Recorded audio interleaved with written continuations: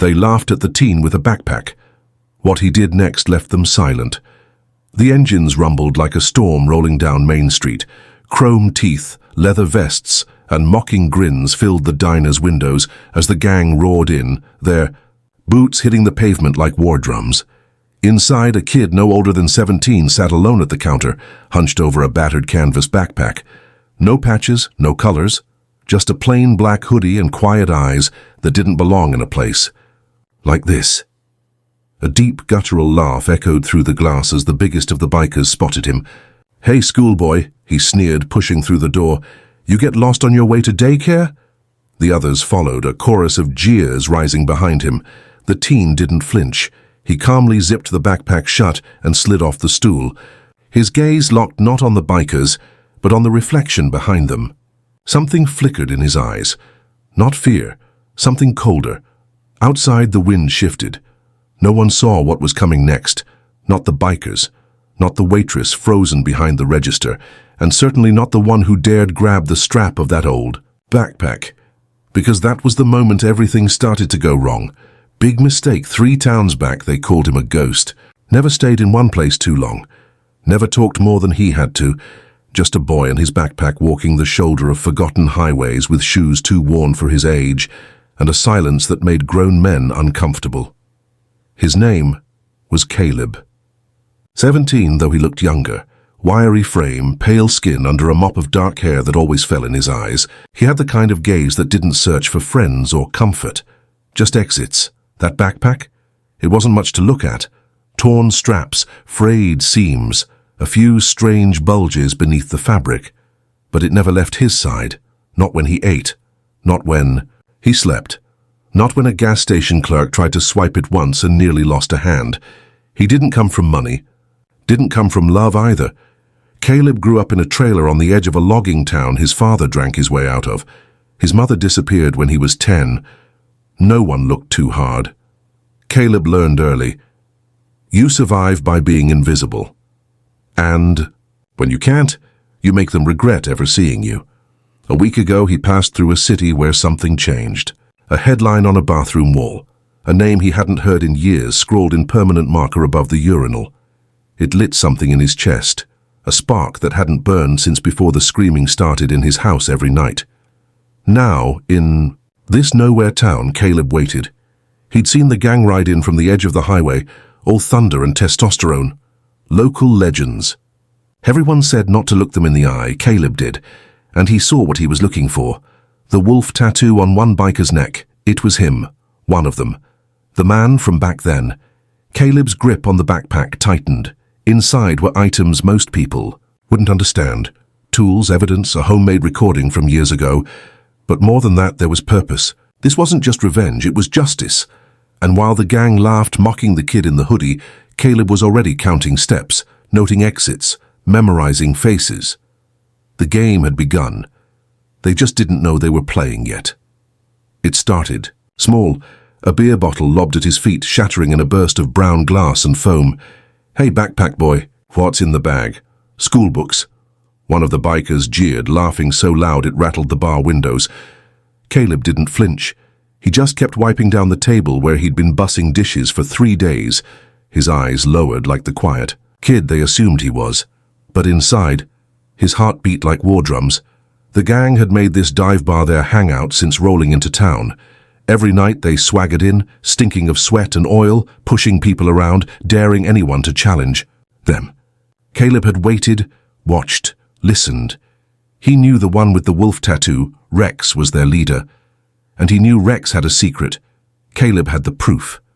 In the backpack, a weathered cassette, a photograph, and a recording on a battered voice recorder, taken the night everything fell apart in Caleb's life. The night a child's screams went unanswered, while a man with a wolf tattoo walked away. But that night, something shifted. A girl, Jess, waitress, maybe 19, sharp as barbed wire, and twice as dangerous, cornered Caleb in the back alley during a smoke break. "I know who you are," she whispered, eyes narrowed. "You've been following them, don't play dumb." Caleb froze. Jess lit her cigarette, exhaled smoke, and lowered her voice. "They killed my brother 3 years ago. They said it was An accident. He had a run-in with Rex. Nobody did a damn thing. That was when Caleb realized he wasn't the only one carrying a past like a loaded gun. He thought he'd been alone in this. Turns out someone else had been watching too, but just as an uneasy alliance began to form between them, the twist struck hard. Jess didn't show up the next day. The bar owner said she quit without warning. Her locker was cleaned out, no note, no calls. Caleb's gut twisted. Then, in the locker room taped to the inside of his own locker, was a single Polaroid. It showed Jess tied to a chair, bruised and gagged, written on the back in smudged ink. "Back off, kid, or she dies like your mother." Caleb's knees buckled. The mention of his mother wasn't random. Only someone involved in what happened years ago would know the truth. It wasn't just Rex. There were others. The conspiracy ran deeper than he ever imagined, and now it had Jess. The mission had changed. Now it wasn't just about revenge. It was a rescue, and it was personal. The rain came down in cold sheets as Caleb stood at the edge of the abandoned junkyard, the place marked on the back of the Polaroid. His clothes clung to him.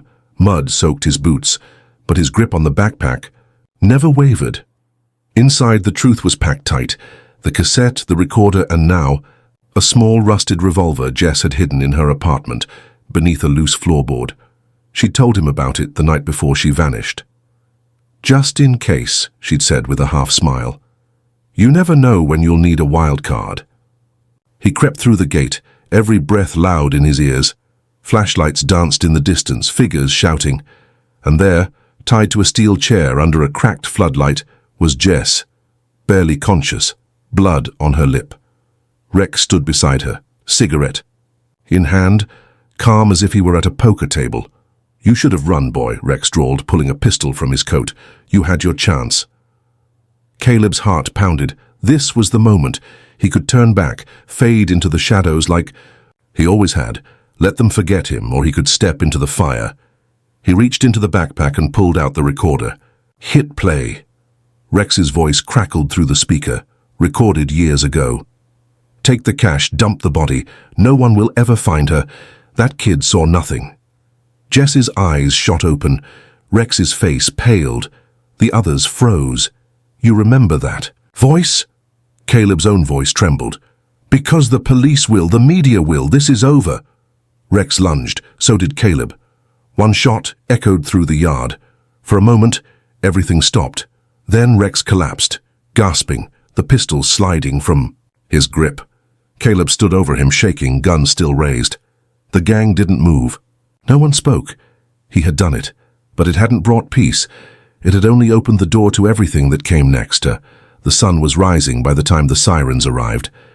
Jess leaned against Caleb in the back of the ambulance, her fingers gripping his wrist, not out of fear, but as if to remind herself that he was real and so was freedom. Rex's men scattered long before the cops pulled in. None dared challenge what they'd seen, a quiet kid with nothing but a backpack, who shattered their world without ever raising his voice. Caleb sat on the tailgate of a cruiser later, staring at the backpack resting at his feet. The recorder, inside, had stopped playing, but its echo still rang in his ears. Not just Rex's voice, but his own, strong, defiant. The boy they mocked was gone, and in his place stood someone who had chosen to fight, not for revenge, but for truth. For Jess. For himself. She came to sit beside him, her voice barely a whisper. "You saved me." He didn't answer right away, just looked out toward the horizon, where the first gold light broke through the clouds. "I saved us." They sat in. Silence as dawn stretched across the sky, the scars of the night still fresh, but no longer defining who they were becoming. They were becoming.